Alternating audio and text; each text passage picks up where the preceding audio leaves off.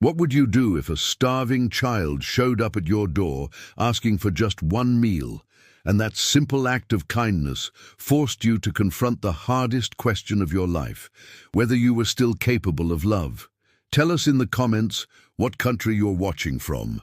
My name is Silas McDaniel, and for the past 8 years, I've lived by one simple rule. Keep to yourself, trust no one, and never let anyone get close enough to hurt you. It's a rule that served me well since I lost everything that mattered to me in a house fire back in Missouri. My wife Sarah, my boy Jacob, who was just 5 years old, and my baby daughter Emma, who never even got to see her second birthday. All gone in one terrible night that changed me from a man who believed in goodness to one who knew better. The McDaniel Ranch, if you could call my small spread a ranch, sat 15 miles northwest of the town of Cedar Falls, Texas. It wasn't much, just a modest cabin, a barn, and enough grazing land for the 30 head of cattle I kept. Most folks in town thought I was crazy for living so far out, but that was exactly how I liked it. No neighbors dropping by with casseroles and questions about why I never came to church. No well-meaning widows trying to help me heal with their company. Just me, my cattle, my horsebuck, and the blessed silence of the Texas plains. I'd been out checking fence lines all morning when I saw the dust cloud on the horizon.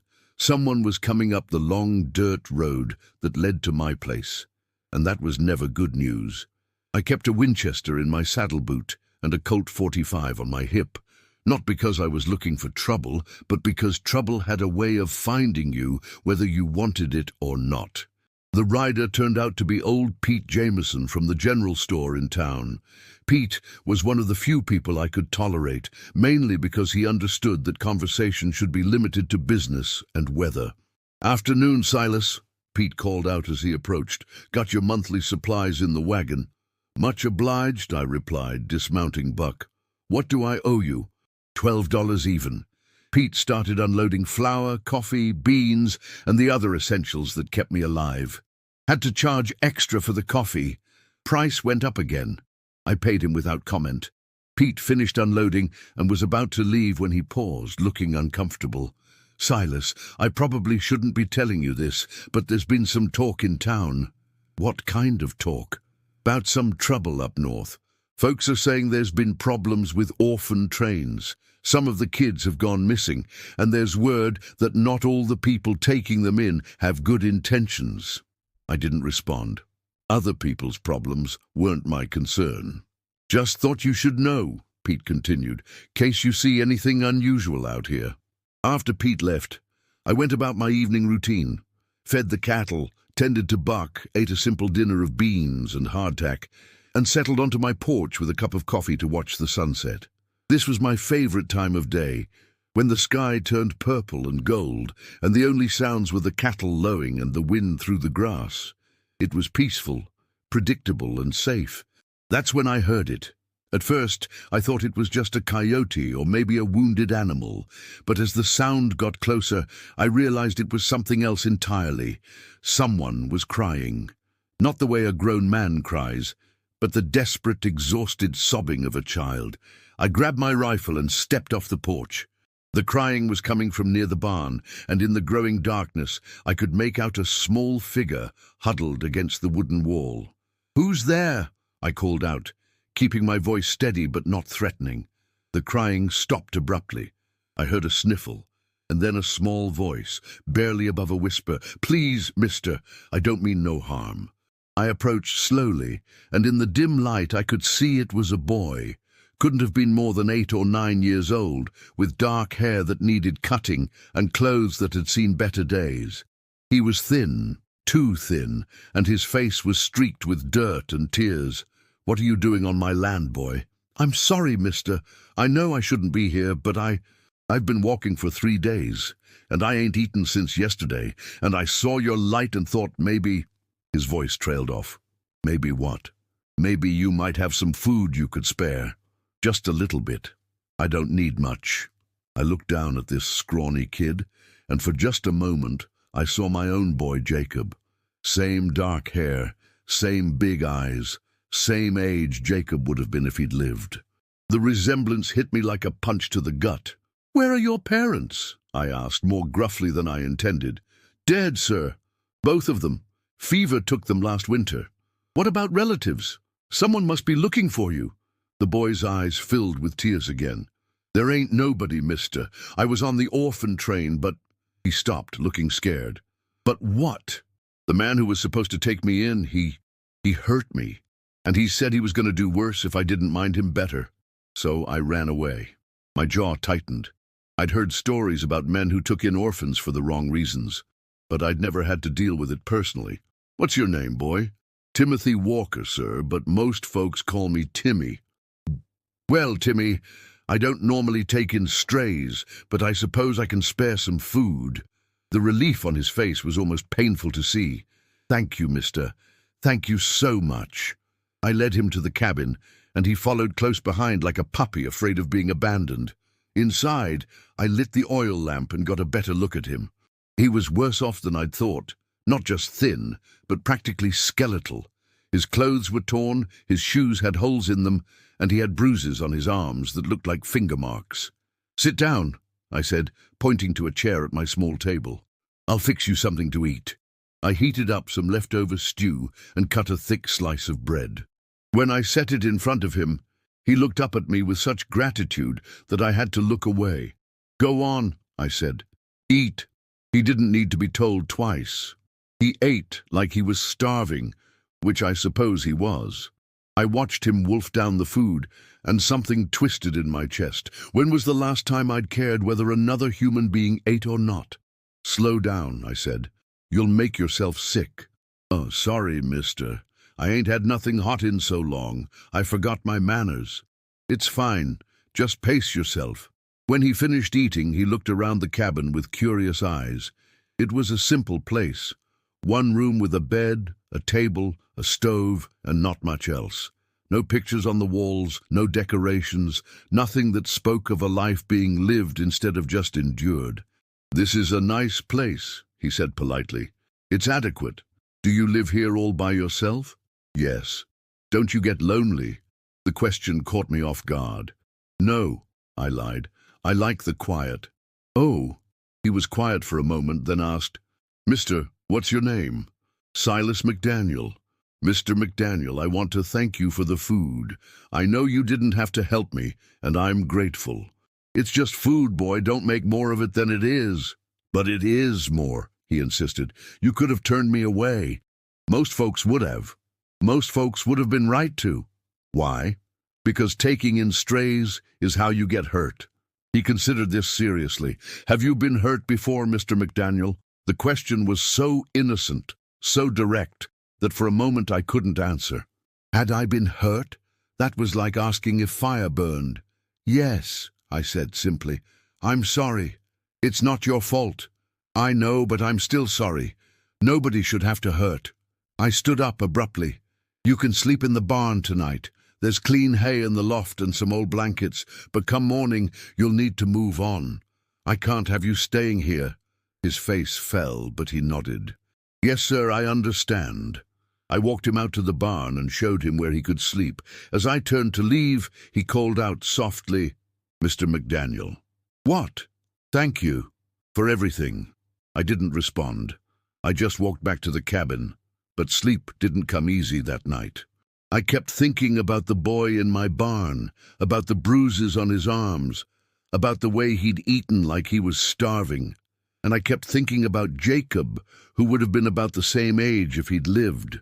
By morning, I'd convinced myself that the boy would be gone, that he'd move on like he was supposed to, and I could get back to my quiet, predictable life. But when I went out to do my morning chores, I found him mucking out the horse stalls. "What are you doing?" I asked. "Just trying to help, sir, to earn my keep for the night." "I told you to move on." "Yes, sir, I will. Just wanted to do something useful first." He'd done a good job with the stalls, better than I'd expected from a kid his age. Buck seemed to like him too, which was unusual. My horse was generally as antisocial as I was. "You know anything about horses?" I asked. "A little. My pa taught me some before he died. He said a man should know how to care for the animals that care for him." "Smart man." Yes, sir, I miss him. I was about to tell him to finish up and get going when I heard horses approaching. 3 riders were coming up the road fast, and something about their urgency made me uneasy. Get in the barn, I told Timmy, and stay quiet. Why? Just do it.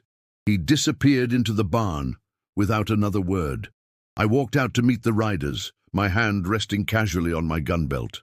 The man in the lead was tall and lean, with cold eyes and a cruel mouth. He wore a black suit that marked him as a town man, not a rancher. The 2 men with him looked like hired muscle. "Morning," I said neutrally. "Morning," the man replied. "Name's Ezra Blackwood. I'm looking for a boy. About 8 years old, dark hair, skinny. He ran away from my place 3 days ago." "Haven't seen any boy," I said. "Are you sure?" "I have it on good authority that he was seen heading in this direction." "Like I said, I haven't seen anyone." Blackwood's eyes narrowed. "Mr. McDaniel. Mr. McDaniel, this boy is legally in my custody. I have papers from the Orphan Train Authority giving me responsibility for him. If you're harboring him, you'd be breaking the law." "I don't harbor anyone, Mr. Blackwood. I keep to myself." "I'm sure you do, but you wouldn't mind if my men took a look around, would you? Just to be thorough." I did mind, but I also didn't want to start a fight I might not be able to finish. "Suit yourself." The 2 men dismounted and started searching. One went toward the cabin, the other toward the barn. I felt my muscles tense as the second man approached the barn door. "Nothing in the house," the first man called out. The second man was about to enter the barn when Buck let out a loud whinny and kicked at his stall door. The noise spooked the man, and he stepped back. "Just an ornery horse," I said casually. "Nothing here either," the man reported. Blackwood looked frustrated. "If you see the boy, Mr. McDaniel, I'd appreciate it if you'd let me know. There's a reward in it for you." "I'll keep that in mind." After they left, I waited a full 10 minutes before going to the barn. I found Timmy hiding in Buck's stall, pressed against the far wall. "Are they gone?" he whispered. "Yeah, they're gone." He came out of the stall, shaking. "That was him. That was Mr. Blackwood." "The man who hurt you?" "Yes, sir. If he finds me—" "He won't find you here." The words came out before I could stop them. Timmy looked up at me with hope in his eyes. "Does that mean I can stay?" I looked down at this scared, skinny boy who'd somehow managed to work his way past all my defenses in the span of one night. Everything in my head told me to send him away, to stick to my rule about not getting involved. But my heart, the heart I'd thought was dead and buried with my family, was telling me something different. "For now," I said, "but just until we figure out what to do with you." "Thank you, Mr. McDaniel. I promise I won't be any trouble." "You're already trouble, boy. The question is whether you're trouble worth keeping." As I watched him smile for the first time since he'd arrived, I had the unsettling feeling that I already knew the answer to that question. Chapter 2. The next 2 weeks fell into a routine that I hadn't expected and certainly hadn't planned. Timmy proved to be a surprisingly useful companion. He was small for his age, but he was smart and eager to help. He could mend fences, tend to the cattle, and had a natural way with horses that impressed even me. More importantly, he seemed to understand that I wasn't a man given to unnecessary conversation, and he didn't chatter constantly like some children do. In the mornings, we'd work together, checking the herd and fixing whatever needed fixing. He was quick to learn and never complained, even when the work was hard. In the evenings, after we'd eaten dinner, he'd sit by the fire and read from an old Bible he'd found in the cabin. I'd forgotten I even had that book. It had belonged to Sarah, and I'd packed it away with her other things years ago. "Mr. McDaniel," he said one evening as we sat on the porch watching the sun set, "can I ask you something?" "Depends on what it is." "Were you ever married?" I tensed. "Why do you ask?" "I found some women's clothes in a trunk in the cabin, and there's a wedding ring on your dresser. I thought I'd hidden those things better." "Yes, I was married." "What happened to her?" "She died." "I'm sorry, did you have any children?" The question hit me like a physical blow. "Yes." "What happened to them?" "They died too." Timmy was quiet for a long moment. "Is that why you live out here alone?" "Partly." "Do you miss them?" "Every day. I miss my parents too. Sometimes I dream about them, and when I wake up, I forget they're gone. Then I remember, and it hurts all over again." I looked at him, surprised by how accurately he described my own experience. "Yeah, it's like that. But you know what I've been thinking?" "What?" "I think maybe the people we love don't really leave us. Maybe they stay with us in here." He touched his chest over his heart. "And maybe they want us to keep living, even when it's hard." "Where'd you get an idea like that?" "From the Bible. It says that love never dies. It just changes form." "You read the Bible?" "Yes, sir. My ma taught me how. She said it was important to know the stories, even if you didn't understand them all." "What story are you reading now?" "The one about the Good Samaritan, about how a man helped a stranger even though he didn't have to." I felt my face flush. "That's not what this is, boy." "Isn't it? You helped me even though you didn't have to. You fed me, gave me shelter, protected me from Mr. Blackwood." "I just felt sorry for you." "Maybe, but I think there's more to it than that." Before I could respond, we heard horses approaching again. This time it was just one rider, and I recognized him immediately. Sheriff Jeremiah Colt from Cedar Falls. "Evening, Silas," he called out as he dismounted. "Sheriff, what brings you out this way?" "I need to talk to you about something. Mind if I sit?" I gestured to a chair, and he settled his considerable bulk into it. Sheriff Colt was a good man, honest and fair, but he was also nobody's fool. "I had a visit from a man named Ezra Blackwood yesterday," he said. "He filed a complaint saying you might be harboring a runaway orphan. Is that so?"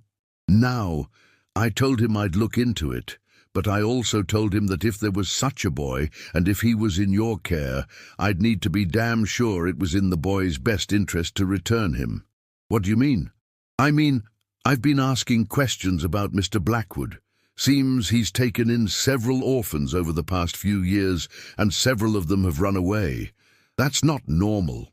"What are you saying?" "I'm saying that sometimes the law and what's right aren't the same thing, and I'm saying that if there was a boy here, and if he was safe and well cared for, I might not be in any hurry to change that situation." I looked at Timmy, who had been listening to every word. What would it take to make such an arrangement legal? Well, if someone was to apply for legal guardianship, and if they could prove they were a fit guardian, and if the boy wanted to stay, then that would be different than harboring a runaway. I see. Of course, such a process would take time, and it would require references from upstanding citizens who could vouch for the applicant's character. I don't know many people in town. No, but the people you do know think highly of you. Pete Jameson says you're honest in your dealings. Doc Harrison remembers you from when you first came to town, says you paid him in full for treating your horse, even when you didn't have much money.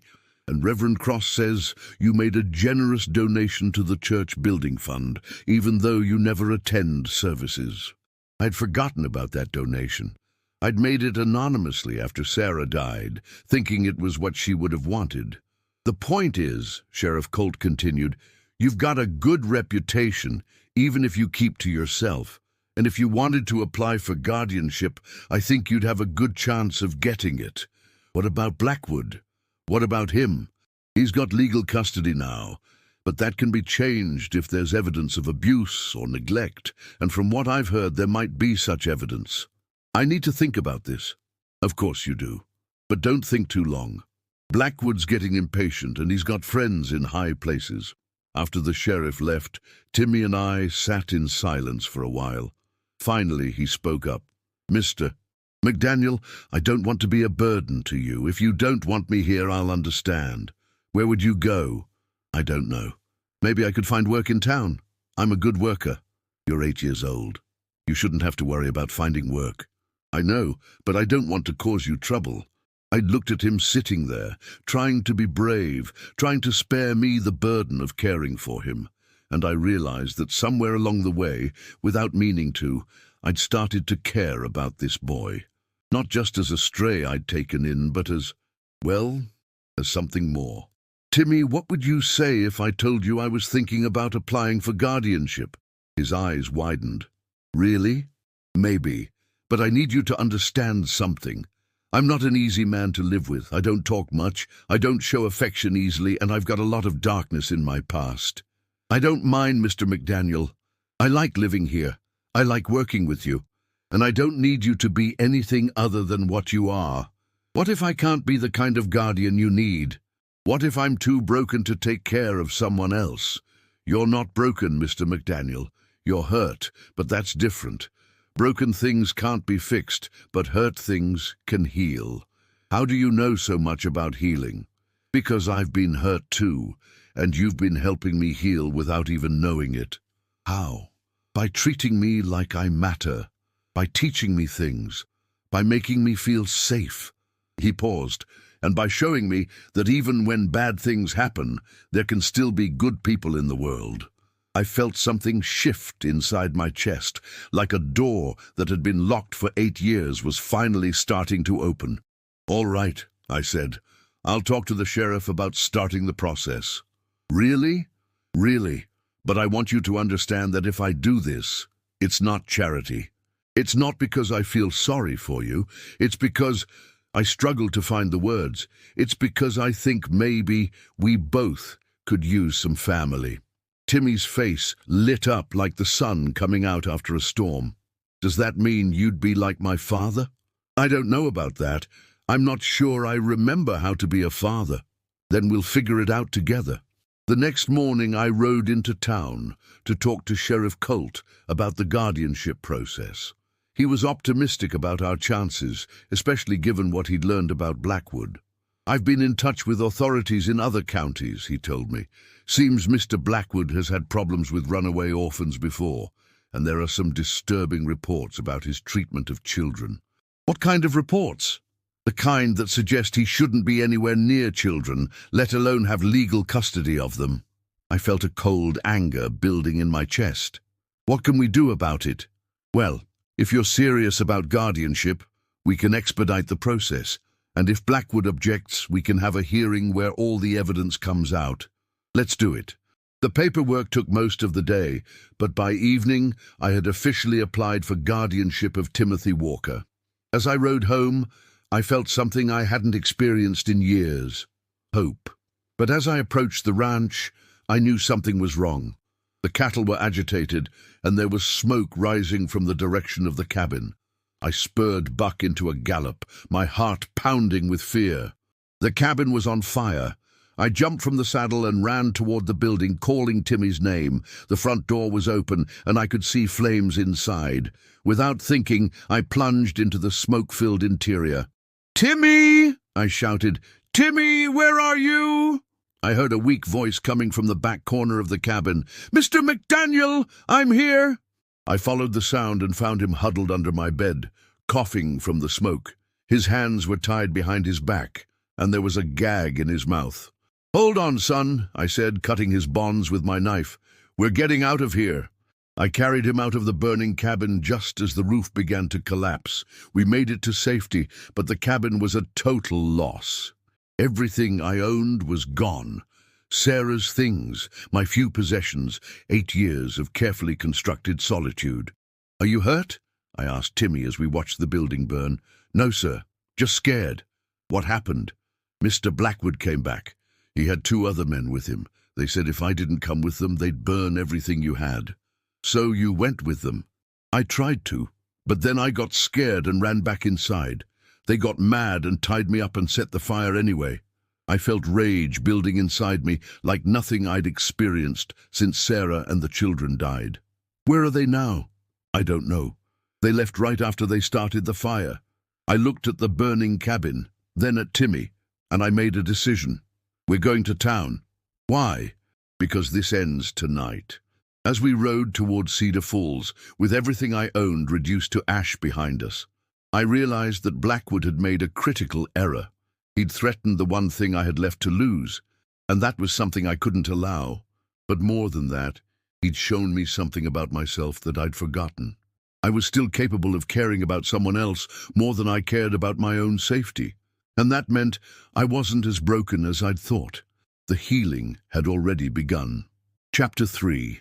The town of Cedar Falls was quiet when we arrived, most folks having settled in for the night, but the lights were still on in the sheriff's office, and I could see several horses tied up outside.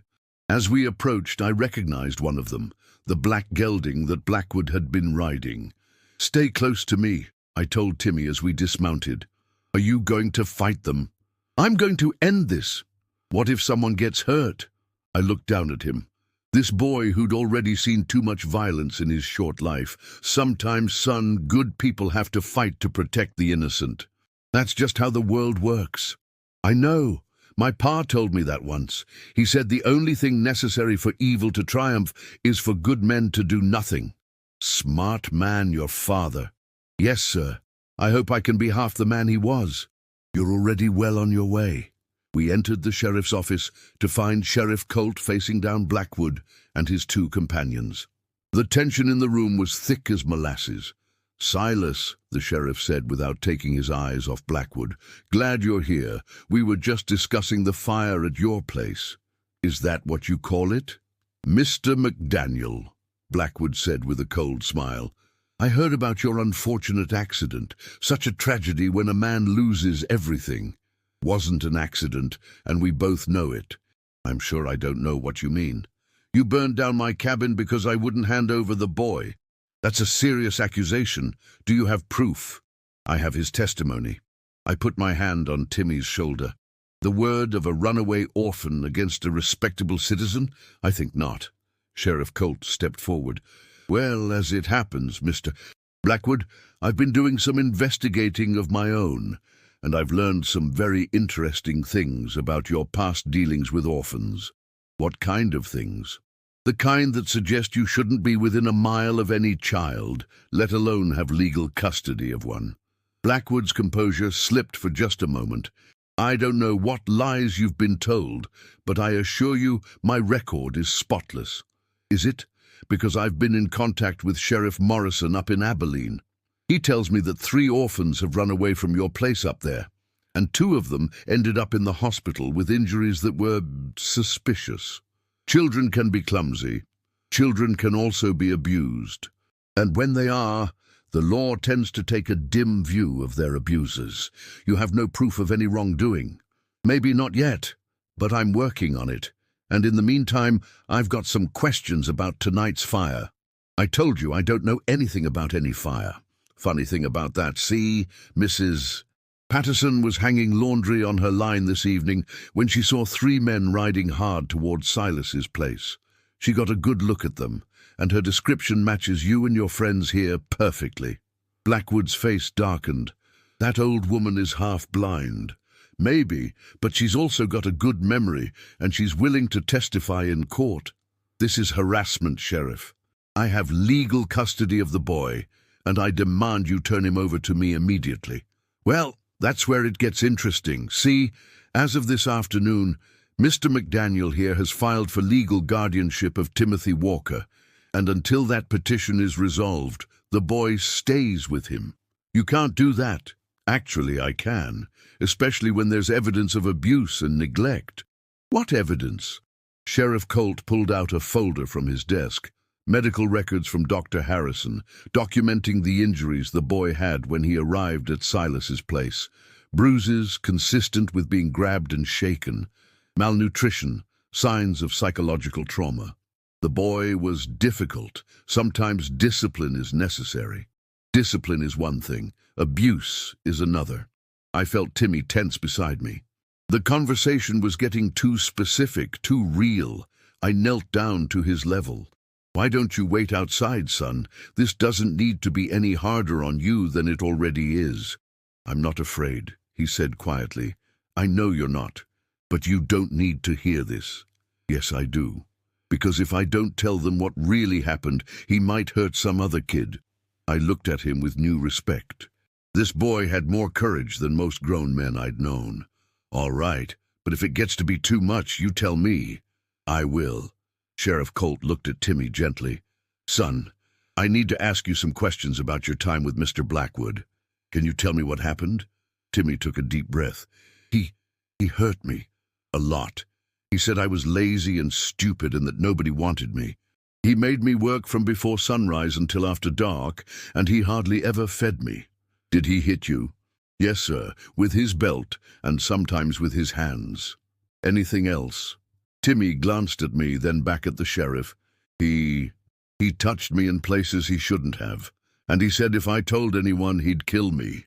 The room went dead silent. I felt a rage building in me that was unlike anything I'd ever experienced. Blackwood had not only abused this child, but he'd violated him in the worst possible way. "You lying little bastard," Blackwood snarled, taking a step toward Timmy. That's when I snapped. I was across the room in 2 strides, my hand around Blackwood's throat, slamming him against the wall. "Don't you ever speak to him like that again," I growled. "Silas," Sheriff Colt said calmly, "let him go. We'll handle this legal-like." Legal? I tightened my grip. This son of a bitch burned down my home and abused a child. Legal doesn't seem adequate. Maybe not, but it's what we've got. I looked into Blackwood's eyes and saw nothing but cruelty and cowardice. "You're lucky the sheriff's here," I said quietly, "because if it was just you and me, this would end very differently." I released him and stepped back. Blackwood rubbed his throat, glaring at me with pure hatred. "You'll regret this," he said. "No, I won't, because I'm not going to let you hurt another child ever again." Sheriff Colt stepped forward. "Ezra Blackwood, you're under arrest for arson, child abuse, and assault. You have the right to remain silent. You can't prove anything. Watch me." As the sheriff put Blackwood in handcuffs, one of his companions spoke up. "We didn't sign up for this kind of trouble, Ezra. We just thought we were collecting a runaway kid." "Shut up, you fool." "No, I'm done. Sheriff, we didn't know about the other stuff. We just got paid to help him find the boy." "Well, you're going to have a chance to tell your side of the story. All of it." After Blackwood and his men were locked up, Sheriff Colt turned to me. "What are you going to do now? Your place is burned out." "I don't know. I haven't had time to think about it. You could stay at Martha's boarding house for a while. She's got clean rooms, and she's good with children. I don't want to impose." "It's not imposing. It's accepting help when you need it." I looked at Timmy, who was watching me with hope in his eyes. "What do you think, son? Want to stay in town for a while?" "I want to stay with you, Mr. McDaniel. I don't care where that is." "Well, then I guess we're going to Martha's." Martha Hawkins turned out to be a plump, motherly woman who took one look at Timmy and immediately started fussing over him. She gave us adjoining rooms and insisted on feeding us both, despite the late hour. "You poor dear," she said to Timmy. "You're nothing but skin and bones. We'll have to fatten you up." "Yes, Mom," Timmy replied politely. "And you," she said to me, "you look like you could use some fattening up yourself." "I eat fine, Mom." "I'm sure you do, but there's a difference between eating and being nourished." That night, as I lay in an unfamiliar bed in an unfamiliar room, I thought about everything that had happened. 2 weeks ago, I'd been a man content with his isolation, convinced that caring about others only led to pain. Now I was the legal guardian of an 8-year-old boy. My home was destroyed, and I was starting over at the age of 42. But strangely, I wasn't afraid. For the first time in 8 years, I felt like I was moving forward instead of just existing. The next morning, I was awakened by a knock on my door. It was Timmy, fully dressed and ready for the day. "Morning, Mr. McDaniel. Mrs. Hawkins has breakfast ready downstairs." "What time is it?" "About 7 o'clock. I've been up for a while." "Having trouble sleeping?" "No, sir. I just wanted to make sure you were still here." The simple honesty of his statement hit me harder than any grand declaration of love could have. This boy had been abandoned so many times that he needed constant reassurance that I wasn't going to disappear. "I'm not going anywhere, son. You can count on that." "Even though your house burned down?" "Houses can be rebuilt. What matters is that we're both safe." "Are we going to rebuild it?" "I don't know yet. Maybe. Or maybe we'll find somewhere else to live. As long as we're together, I don't care where we live." Over breakfast, Martha told us that several folks in town had already offered to help with rebuilding.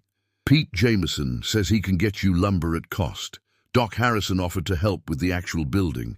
And Reverend Cross says the church would be happy to organize a barn raising. That's very kind, but I don't want to be a charity case. It's not charity, Mr. McDaniel. It's community. People help each other around here. I've never been much for communities. Well, maybe it's time to learn. That afternoon, I visited the building site with Timmy. The cabin was a total loss, but the barn had survived, and the well was still good. It would be a fresh start. What do you think? I asked Timmy as we surveyed the damage. I think it's perfect. Perfect? It's a pile of ash. No, sir. It's a chance to build something better, something that's ours. Ours? Well, mine and yours. If you still want me, that is. I looked at this boy who'd somehow managed to heal something in me that I thought was permanently broken. Timmy, I need to tell you something. What's that? I lost my family in a fire 8 years ago, my wife and 2 children. I thought I'd never care about anyone again, and I certainly never thought I'd be able to love another child. But you've shown me that maybe I'm not as broken as I thought. Maybe there's still room in my heart for family. Does that mean you love me? The question was so direct, so trusting, that I felt my throat tighten. Yes, son, I love you. I love you too, Mr. McDaniel, and I promise I'll try to be the best son I can be. You already are. As we stood there in the ruins of my old life, I realized that sometimes the best things come from the worst circumstances. I'd lost everything I thought mattered, but I'd gained something infinitely more valuable. A second chance at family, at love, at being the kind of man I'd always wanted to be. The cabin could be rebuilt. The ranch could be restored. But more importantly, my heart could be healed, and I could learn to be a father again. Come on, I said, putting my arm around Timmy's shoulders. Let's go home. Where's home? Wherever we are together. We hope you enjoyed this heartwarming story of redemption and the power of love to heal even the deepest wounds. What did you think of Silas's transformation from a bitter, isolated man to a loving father? Do you believe that sometimes the family we choose is stronger than the family we're born into? Share your thoughts in the comments below, and don't forget to subscribe to our channel for more incredible stories of love, hope, and second chances from the American frontier. Hit that like button if this story touched your heart.